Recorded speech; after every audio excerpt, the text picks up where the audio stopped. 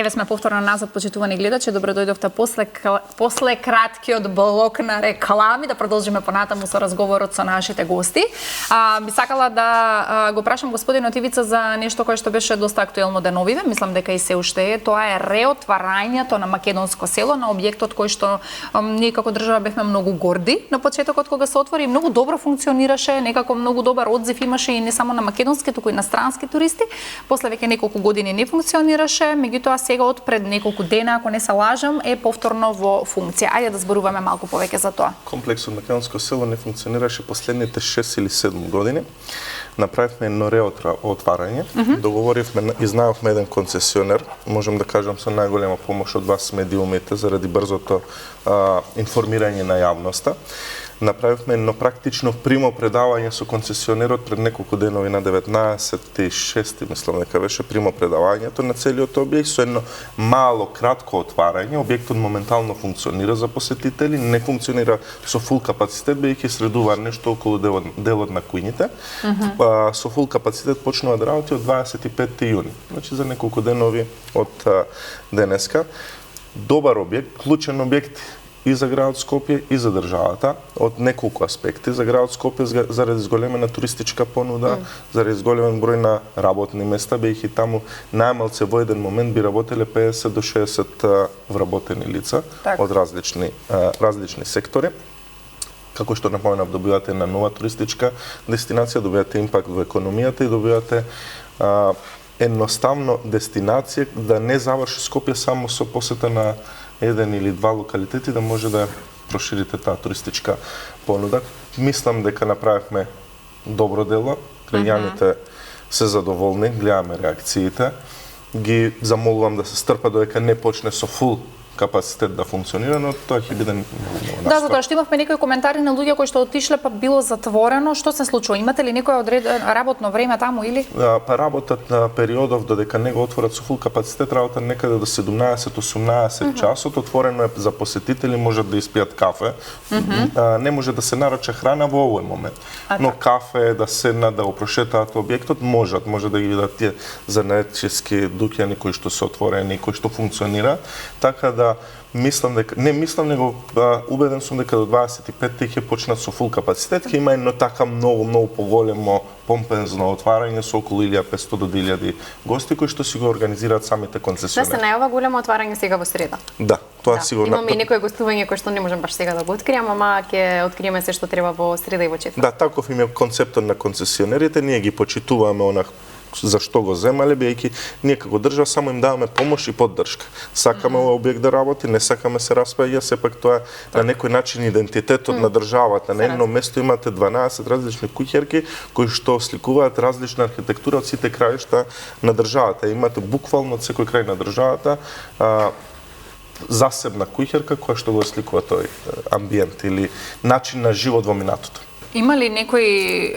делови кои што се реновирани или се зачувало оној автентичен момент од минатиот пат, од почетокот кога беше отворено, или е нешто реновирано, ново градено? Со оглед на тоа дека не работеше 6 години, беше во доста лоша состојба, на некој начин се распаѓаше објектот. Инвеститорите имаат доста вложено и направено голема инвестиција, она што како на некој начин нов концепт го имаат воведено, имаат некои надворешни фурни кои што и го зачувале амбиентот онака како што е концептот на целото село. Друго, во согласност со државата, доколку планираат да доградат или да рушат, треба согласност на државата, но договорот кој што го имаме склучен да се зачува автентичноста за онаа намена која што имал првичната, продолжи така да функционира. Така, супер. Одлично, ќе дојдеме, ќе видиме. Еве со Цеца ќе одиме па да знаеме после што да кажеме гостите кои ќе ни дојдат. А кога сме веќе кај проекти, би сакала еве и Сузана да ја прашам за проектот Црн лебед. Така ние и всушност се запознавме и малку поразговаравме повеќе за тоа. Меѓутоа е нешто кое што вреди да им се раскаже на нашите гледачи. Ајде да кратко да збориме за тоа. Проектот Црн лебед е иницијатива на Impact Hub од Виена и фондација Сезигија и е поддржан од Австриското Министерство за социјална политика и има за цел да мапира овие ранливи категории на девојки од 15 до 24 години кои што не се во образование од одредена причина, како и лицата со попреченост, Оно што е интересно во овој проект е таа интегрална рамка што ја нудиме. Во суштина ние соработуваме со локалните заедници, локални невладини организации, локални општини, каде што се мапираат лицата, понатаму ги евалуираме, им даваме можност да поминат еден сет на меки вештини, обуки за меки вештини, а потоа да одат на верифицирани обуки од провайдери кои што се одобрени од Центарот за образование на возрастни, ги мечираме со компаниите, одат на пракса. Дури морам да се пофалам дека веќе имаме и 3 вработувања. Браво. И тоа во care economy, економија на грижа, односно 2 девојки се вработени во Сдруженијето за помош и нега на стари лица во Прилеп. Браво. И една девојка во Сдружение во Скопје. 4 од лицата со попреченост се од Сдруженијето за целебрална парализа од Велес.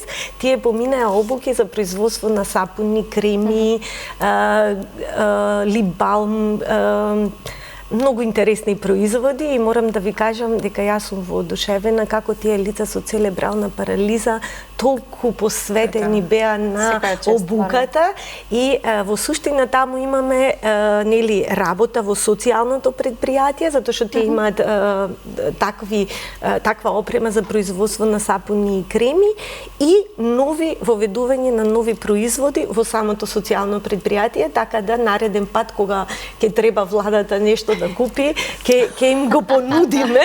Одма да се размените контакт сега, ако треба нешто, тука е да завршена работа. Они меморандум подпишаа, завршена работа и проекти напишаа на реклама. Морам да се заблагодарам, навистина овие вакви средби даваат извонредни можности за соработка. Некој можеби ќе изреагира вака, ние сме малку како да кажам, поагресивни во промоцијата, меѓутоа токму тоа е потребно. Она што им фали на невладините организации е таквиот настап, малце комерцијално да настапат, за да може да си ги продадат производите, кои што, верувајте се, на ниво на квалитет кој што е баран по стандарди. Сузи, уште морам да прашам, кога станува збор за вакви проекти, затоа што сум учествувала на многу настани, знаеш и ти, каде што во фокусот се лицата со попреченост. Гледам колку многу другите земји, значи странски фондации, колку многу посветено работат на овие проекти. Имаме многу донации од нив, многу помош. Не знам сега да прашам каде сме ние во целата оваа работа, меѓутоа гледам дека странците многу повеќе се залагаат за вакви проекти. Зошто е тоа така? Или грешам, може? Да, што ни фали? Значи, сега вака јас ќе се изземам од прашањето, ќе го одговорам од мој личен аспект. Оно што го сватив во соработката со Министерството за социјална политика е дека тоа министерство е едно од најтешките за работа, затоа што тука се најранливите категории. И тоа е еден огромен систем кој што мора да има соодветни стандарди за да може да се испочитуваат основните човекови права. Ама тоа, знаете, значи огромна финансиска машинерија. И сега ние сакаме Министерството и да ни биде, како да кажам, донаторот на тие средства, а и да ни прави проекти. Тоа е малку, како да комплицирано да се изведе, затоа што морам да ви кажам. Значи формата и критериумите мора да се задржат. Министерството прави некои проекти кои што имаат одреден импакт, меѓутоа тие се еден државен систем. А ние невладините сме срца. Значи како да објаснам? Значи, кога работиш со срце, тоа така еуфорично изгледа, скокаме, правиме се и се што. кога си министер и во министерство, тој све изгледа така формално. Меѓутоа, морам да ви кажам, еве ние имавме форум за Црн лебед и направивме една неверојатна синергија на институции, на приватен сектор, на невладини организации, на gender balance, избалансираност на полови, на дискриминација, значи многу фактори и дојдовме до едно многу добро решение во наредниот период да направиме една платформа каде што секој ќе си ги презентира своите потреби и тоа ќе биде основа за министерствата, владата да си влечат од таму она што е потребно и полесна комуникација на ќе терен. има. Апсолутно. Значи толку беа воодушевени, тука морам да го спомнам министерот Фатмир Лимани, државниот секретар, кои што навистина несебично се внесоа и ни дадоа многу позитивно зелено светло за да ги тераме тие работи. И јас мислам дека тоа е разликата, дека таа формата која што мора да има министерството како државна институција не може така да се рефлектира кај невладините. Ние виде и сама се радуваме, пееме, уживаме на тие настани, а сепак нивната позиција бара една по-строга форма. Значи вие не би се вклопиле како министерка во такво министерство? Јас сигурно би се вклопила, да ви кажам. би се вклопила?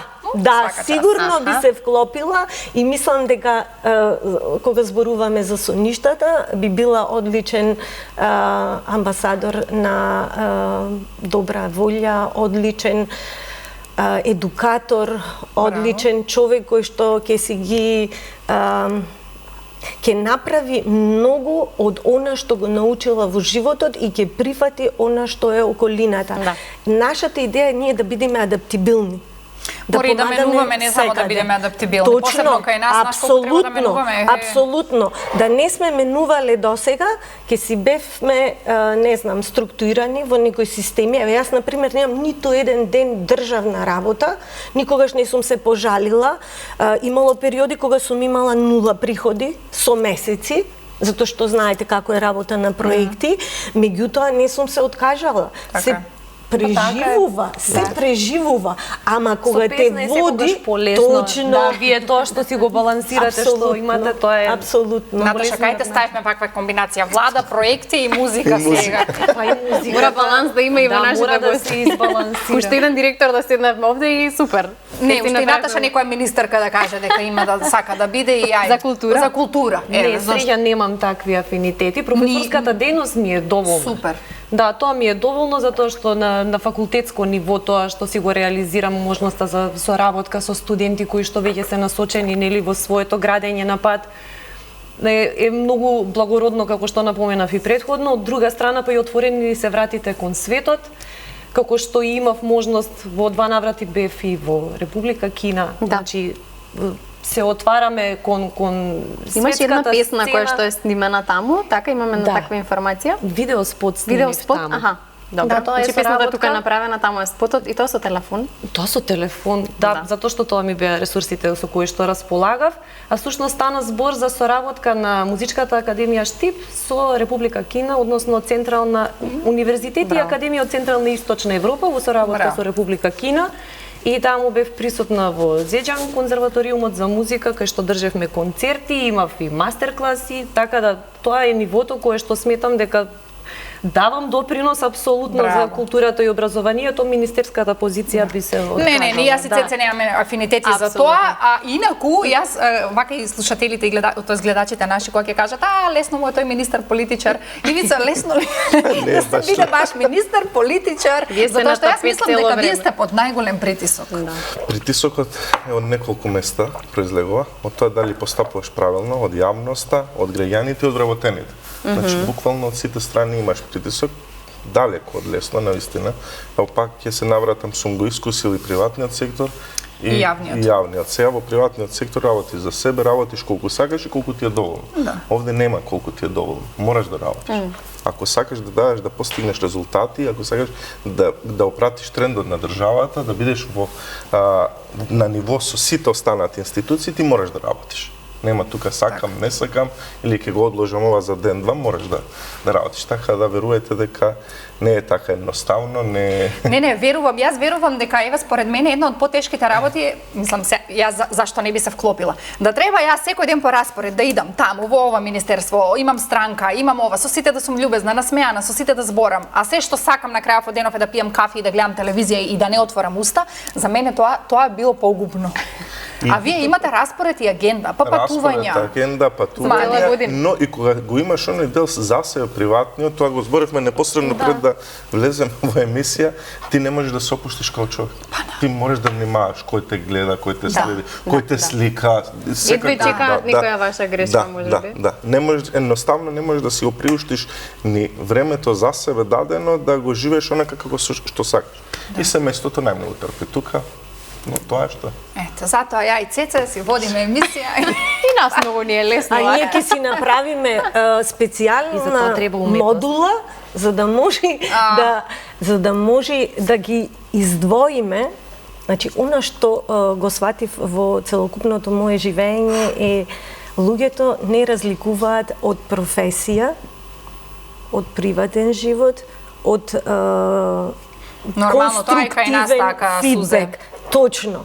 Значи, и јас можам на вработениот да му објаснам каде му е грешката и да му дадам насока, а не тој да свати дека јас имам нешто што сакам него да му наштетам. Значи, тука е големиот проблем кај сите нас, затоа што ние ете така реагираме.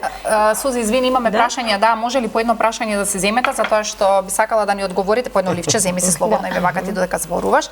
Ивица, едно за тебе и едно на Наташа и може да одиме, затоа што имаме 15 минути, да одиме со фотографиите на Наташа. Па може на Наташа некако најмалку простор и дадовме, да. Да, Наташа, да молам, ајде режија, ве молам фотографиите на Наташа да ги искоментира и после да даде одговор на прашањето, затоа што она си дојде и си рече јас сакам прашање да одговарам, еве ти прашање сега и ќе ги коментираме и сликите. Ај фотографиите прво, па фотографиите. Ова е фотографија со мојот сопруг Дамир Пук на мојата промоција за албумот 10 љубови, кој што го промовирав 2022 година, декември месец. Одма после короната? Да. Или може уште да беше, веќе не знам. Не, мислам дека беше многу растеретено, да, тој период и ова е во Филхармонија бар. Многу интересна креација. Ти благодарам. Се случи една слушачка промоција на CD-то кое што го издадов. А нормално Дамир е моја постојана поддршка и соработник, значи освен партнер и на професионално ниво ние си соработуваме. Така, да, и новата песна ја направи со него. Да, новата песна Светлина. Ова е фотографија од мојот прв видеозапис за песната Пеперутка, која што па не се сеќавам точно дали 2019 или 2020 година ја имав објавено. И за мене е многу драга затоа што ете мостот по кој што сум сликана е некако има символ како крила. Така јас се чувствувам кога ја гледам, фотографијава ми е многу моќна и да, ми е едно од поомилените и ми носи убави спомени. Супер. Следна. Да, ова е повторно од промоцијата на албумот. Добро. Режија. Ова е од моето патување во Кина. Ете, го споменавме баш. Имавме можност, освен професионалните ангажмани кои што ги имавме можност и да посетиме доста културни знаменитости, бидејќи јас се наоѓав во Ханчжоу.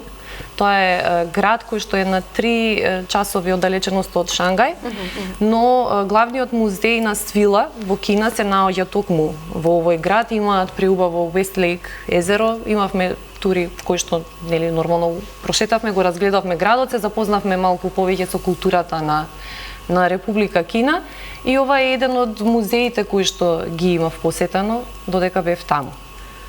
Добро, понатаму. Оваа фотографија е од мојот мултимедијален проект додека се уште пеев класична музика.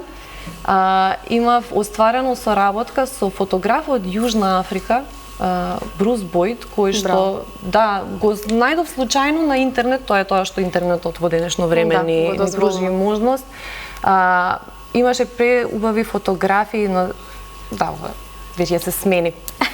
И ова е исто фотографија од мој рецитален концерт, исто така мултимедијален проект. Во Центарот за култура во Илјо Антески смок во Тетово ова е. Да. Ти си некој од Тетово, тоа не го споменавме во етерот. Тетовчанка сум, тетовчанка во етер, ова беше преубав концерт, се исполни цела сала. Тогаш со помош на режисерот Саше Серафимовски беше поставен овој видеобим кој што траеше додека го имав перформансот. На руска вечер ми се чини. Ова е фотографија од Скопскиот Blues and Soul фестивал, каде што бев гостин на концертот на Дамир Пух. Да, и уште бев плавуша. Специјален гостин. Да, специјален гостин, уште од тогаш и со плава коса. Да, и друг стил. Да, скроз тотално друг стил. Оваа фотографија е со камерниот оркестар на Битола во Македонската опера и балет. И ова беше преубав еден спектакл на изведба на рок балади, на рок песни. Ми се чини 2024 година. Супер. Мислам дека има многу, меѓутоа во интерес на времето одговори на прашањето. Прашањето Ти го заборави. Заборавив, ти го се загледаме. Дали верувате дека се случува со причина? Ајде, чуеме. Апсолутно верувам дека се случува со причина, дека многу пати животот ни поставува предизвици, но има некоја агенда за секој од нас, има некоја водилка која што не носи, зависи од нашите одлуки, но што и да одлучиме, или е лекција, или е добивка некаква. Јас не верувам дека постои нешто кое што може да не бутне на земја, да не падне, него или е лекција која што треба да се научи да се стане подобар, или е нешто што сме го добиле како позитивно. Супер. Дали си задоволна сега од прашањето? Апсолутно сум задоволна, фала многу. Добро, одиме со Ивица. Ивица нема фотографии, меѓутоа има прашање, да слушнеме одговор. Дали имате среќни броеви, дали воопшто верувате во среќни броеви или гардероба со боја која ви носи среќа? Опа. Бела кошула. Тоа мора. Кате за опрема. Униформа. Во среќни броеви навистина не верувам. Јас сум голем верник, верувам во Бог, така да не верувам во ништо останато броеви или слично. Гардероба обожавам најискрено светла боја на гардероба. Некоја што до оправдани причини го носам темно. Така прави послаб. Добро, не сте играле лото, нешто, не сте сонувале некогаш, не знам, броеви? Не, никогаш. Мислам, сум играл лото, дали прашувам, јас никогаш не сум го направила. Бројките сум ги ставала онака од тепка. Да, не ме слушне Маријана само. Да. Треба да играме едно лото. Еве сега ова ме инспирира да напишеме едно ливче. Имаше огромни добивки, сега читав некаде, може ке ни се падне нешто, кола, станот, кај знаеш. Треба да видиме звездите како ни се наместени, кој ден точно треба, во колку карта. Така хороскопот. Да, може ли само пред да преминеме на Сузана, бидејќи немате фотографии, малку повеќе да ве доближиме на јавноста, да позборуваме малку за вашата приватност или вашето детство? Вие сте струженец. Така, јас сум струженец, 10 години живеам во Скопје, сум израснал во Струга. Сум работел најразлични работи во животот, најчесто приватно. Да, споменавте. Најдолг период кој што сум го најмногу сум работел, бидејќи базичниот факултет ми е образование, туризам и гостителство, сум работел во тој сектор и природно е така. Од Струга па место туристичко и тоа ме влечело секогаш. Да, сум работел као туристички водичен од 10 до 15 години во Европа и во Македонија, комбинирано и внатре и надвор. Сум ја прошетал Европа, тоа е едно добро искуство, но за млад човек, не за цел живот. Не за цел живот, така. Се овие години се години на сериозни години на основање на семејство. Одите ли во Струга сега вака? Често практикувам да идам секој викенд. Имаме малечко детенце, година и пол, таму го имаме оставено се на летен распуст до 1 септември. Најубаво што тука ќе правиме. Да, што ќе правиме на Жештините. И практикуваме со супругата да идеме вообично секој петок си одиме, секоја недела се враќаме. И ние ако сакаме на викенд да дојдеме во Струга, развиен ли туризмот вака? Има ли кафичи, ресторани, плажи? Ја не сум била давна. Иако искрено морам да признам... Како Струга нема друга, вела. Нема друга, да. Не е она, као што кажав, претходно 90-тите години, па до пред 10 години, се почесто се иселуваат младите, се почесто се иселуваат луѓето, нема некоја туристичка понуда, кога доаѓате во Струга може да најдете добар ресторан, рибен ресторан, таков дел на туризам и добри плажи. Има што да Но да стави најдете во Струга, ноќен живот нема. Да, ноќен па живот. сите одат во Охрид, Сите нели, одат за тоа. на во одмор, Охрид, да така се е. одморат. Па супер, уште подобро. Па ево ве канам јавно да ми бидете гости. Да. И што ќе дојдеме во Струга, Многу ќе одиме места во имаме за ресторан. посетување. На риба. На риба, да. Да, може, Ќе јадеме морско, ќе кажем. Па може ке донесат и морско. Да, добро, супер. Имаме Суза, ајде прашањето да го одговориме Ајде. твое, затоа што имам уште неколку фотографии кои што Ако Ке ги можете споделам. да бидете на одредена возраст цел живот, која возраст би ја одбрале, колку години сакате да имате? О, ова е интересно. Па јас сега имам поставено вака една цел, универзумот да помогне, до 100 ќе бројам, а после тоа Да сте жива и здрава. оставам после тоа оптимистично, браво. на медицината малце да не реинкарнира. Скромно. Инаку, по дух сум многу млада, по физикус, колку што години имам. Супер изгледате. Би сакала да бидам на возраст од 30 до 40, затоа што тогаш имаш чувство дека знаеш што сакаш, знаеш каде да одиш, Такво чувство ти на 20 години? Дека знаеш што сакаш, каде Цецка, одиш? после 30-та се менува. Те молам разбериме, значи од искуство. Апсолутно се согласувам. Убави се сите периоди на одредена возраст во животот. Сега се чувствувам многу самостојна, спремна за ризици, За министерка. Па сега зошто и да не, Така. треба во животот ако имаш верба, ако имаш енергија и ако знаеш како да го направиш, зошто да не знам дали ќе биде министерство, може ќе биде и нешто друго, Да. ама во секој случај мислам дека потенцијалот треба да се искористи. употреби, да се направи импакт. Тоа е разликата. Точно така. Импакт за да видат луѓето што и како.